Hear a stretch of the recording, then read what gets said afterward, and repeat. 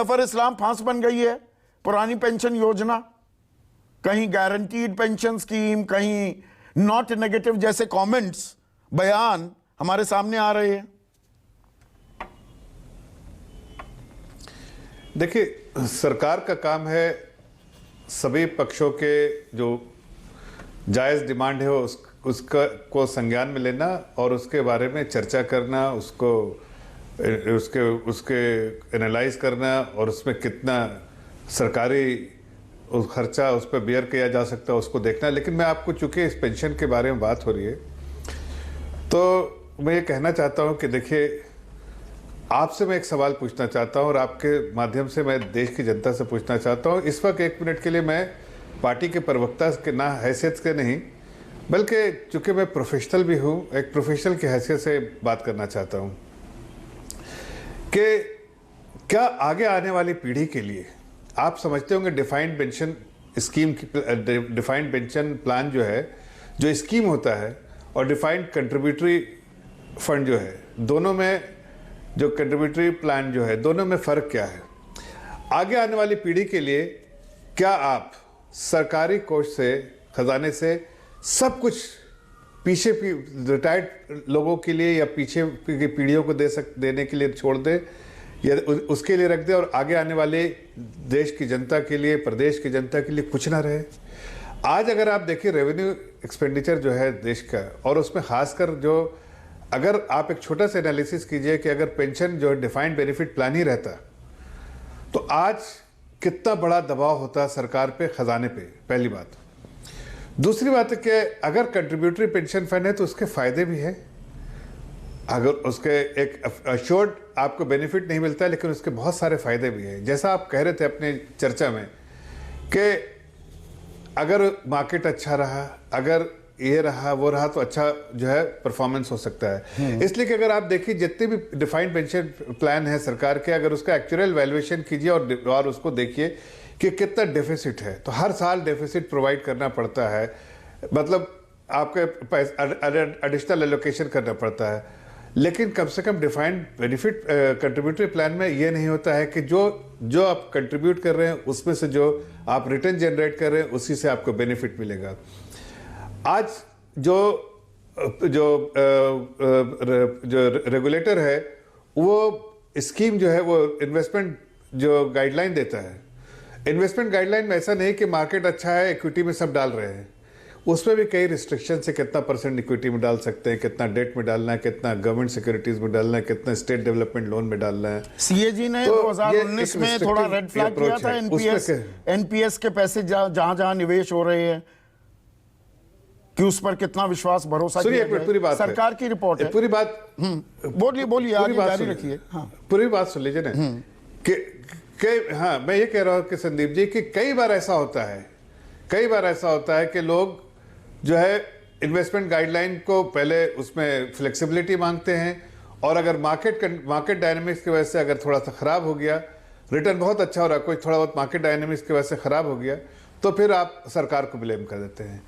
सरकार की अपनी लिमिटेशंस है। सरकार सिर्फ पेंशन के लिए नहीं सरकार चलाती है, सरकार आगे आने वाली पीढ़ी के लिए, और सरकार जो है देश को आगे बढ़ाने के लिए, आने वाली पीढ़ी के साथ साथ जाने वाली पीढ़ी का भी ख्याल रखना सरकार की जिम्मेदारी है कि नहीं? बिल्कुल रखना चाहिए। तो इसीलिए कंट्रीब्यूटरी प्लान आप जितना कंट्रीब्यूट करेंगे उतना अच्छा करेंगे। अच्छा, अब इसमें आपको मैंने पूरा वक्त दिया। जफर भाई, आपने 3 बातें रखी, मैं भी 3 एक सेकंड खाली, हाँ पूरा कीजिए। 1 सेकंड, लास्ट बातें रख लेता हूँ। हाँ। क्या ये सरकारी इदारों में काम करने वाले को ही पेंशन चाहिए? क्या एक देश में 3 करोड़ के अलावा बाकी 47 करोड़ वर्कफोर्स जो है उनको पेंशन नहीं चाहिए? और उनको पेंशन चाहिए तो क्या प्राइवेट कंपनियां देने के लिए तैयार हैं? क्या आप जैसे ऑर्गेनाइजेशन में जिसमें काम करते हैं, क्या पेंशन स्कीम लागू कर सकते हैं? क्या अगर पेंशन स्कीम जो डिफाइंड बेनिफिट प्लान हो तो क्या आपके जो कैश फ्लोज आगे के है उसमें इतनी अनसर्टेनिटी क्या आप दे सकते हैं? इसलिए बहुत सारी चीजें सोचना पड़ता है। लेकिन अगर आप कंट्रीब्यूट कर रहे हैं तो एक आपका जफर भाई पोर्टफोलियो बन रहा है, इन्वेस्टमेंट हो रहा है और इन्वेस्टमेंट बढ़ रहा है उसमें। ठीक है, आखिरी पॉइंट बहुत ही वैलिड पॉइंट, उसको बचा कर रखता हूं। उस पर आगे और लंबी चर्चा करेंगे। 3 बातें उससे पहले आपने कही, अब मैं 3 छोटे छोटे सवाल करता हूं। आपने कहा कि आने वाली पीढ़ी पर कितना बोझ डालेंगे, बहुत सही बात है, मैं इत्तेफाक रखता हूं आपसे। तो आप तो राज्यसभा सांसद रहे, लोग विधायक भी हैं, एक्स विधायक भी हैं, क्यों लेते हैं पेंशन? 5-5, 6-6 बार का विधायक, 5-5, 6-6 उसकी पेंशन बनती है, क्यों बनती है? आप में कौन से सुरखाब के पर लगे हैं? बाकी देश के लिए कुछ और कानून, आप लोगों के लिए कुछ और कानून। नहीं संदीप जी, एक मिनट, मैं तो देखिए पेंशन लिया नहीं है, लेकिन मुझे जितनी जानकारी है कि जो एक एमपीज को मिलती है पेंशन, मुझे पूरी जानकारी नहीं है, लेकिन इसलिए कि मैंने पेंशन की तरफ ध्यान नहीं दिया, मैंने नहीं लिया पेंशन।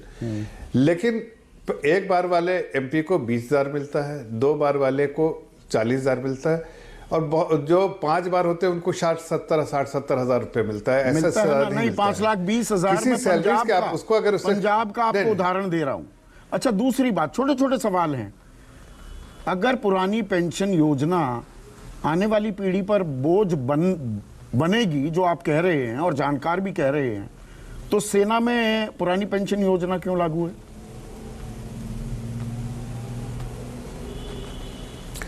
देखिए, मैं ये नहीं कह रहा हूं कि नहीं करना चाहिए और करना चाहिए, मैं दोनों तरफ से मैंने कहा 1 मिनट के लिए मैं एक प्रोफेशनल के तौर पे बात कर रहा हूं कि इसके एडवांटेजेस और डिसएडवांटेजेस क्या है। मैंने सिर्फ वो जो है आपके सामने रखा। ये क्यों अब सरकार के पास पूरे आंकड़े हैं कि कितने के लिए भी नहीं, और दिल्ली हाई कोर्ट ने आदेश दे दिए, सरकार को जवाब देना होगा, और सरकार अर्धसैनिक बलों को भी ओपीएस देगी पुरानी पेंशन, तो बाकी सरकारी कर्मचारियों को क्यों नहीं? इसीलिए मैंने कहा कि या तो देश में कानून ऐसा आ जाए जिसके लिए सबके लिए प्राइवेट कंपनियां भी दे। संदीप जी क्यों उससे पीछे रहे भाई? संदीप जी को भी पेंशन मिले, बिल्कुल मिलनी चाहिए। अभी उस पॉइंट पर आऊंगा। एक तीसरा सवाल, 1 मिनट, एक तीसरा सवाल। देखिए, सरकारी कर्मचारी जो होता है उसकी तनख्वाह गारंटीड होती है ना, कि महीने के आखिरी दिन या अगले महीने के पहले दिन आपके खाते में तनख्वाह आ जाती है। वो सरकार की जिम्मेदारी है, वो गारंटीड है। तो पेंशन गारंटीड क्यों ना हो जाए? एनपीएस की जी रिटर्न अच्छे आएंगे, वो रिटर्न गारंटी क्यों ना कर दिए जाए, जो जगनमोहन रेड्डी करने की कोशिश कर रहे हैं कि इतनी पेंशन तो मिलेगी ही मिलेगी। ये तो पता होना चाहिए कि नहीं पता होना चाहिए किसी भी कर्मचारी को। अब देखिए, मैं एक सवाल पूछता हूं आपसे, अभी छोड़िए, मैं इस वक्त आपसे एक टेक्निकल सवाल पूछता हूं जी। आपके पेंशन जो है लायबिलिटीज लंबी है, एक्चुअल वैल्यूएशन आप निकालेंगे, उसमें डेफिसिट को आप डाल देंगे, जो भी अगर डिफाइंड बेनिफिट प्लान है आपको, वो पेंशन स्कीम के जो भी प्लान है उसके हिसाब से आपको मिल जाएगा एक्चुअल वैल्यूएशन में कर कमी।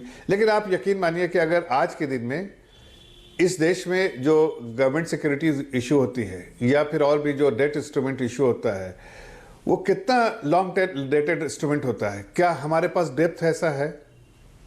क्या हम गारंटी करते हैं? क्या हम डाल सकते हैं ऐसे इंस्ट्रूमेंट में जो कि एक तो इन्वेस्टमेंट गाइडलाइन है आपकी, लिमिटेशन से कितना आप डाल सकते हैं कॉर्पोरेट बॉन्ड में, कितना आप गवर्नमेंट सिक्योरिटीज में, कितना स्टेट डेवलपमेंट में, कितना इक्विटी में, बट क्या आपके पास इतनी लॉन्ग डेटेड इंस्ट्रूमेंट है कि आप पेंशन लायबिलिटी को डिफाइन आप गारंटी कर दीजिए? देखिए,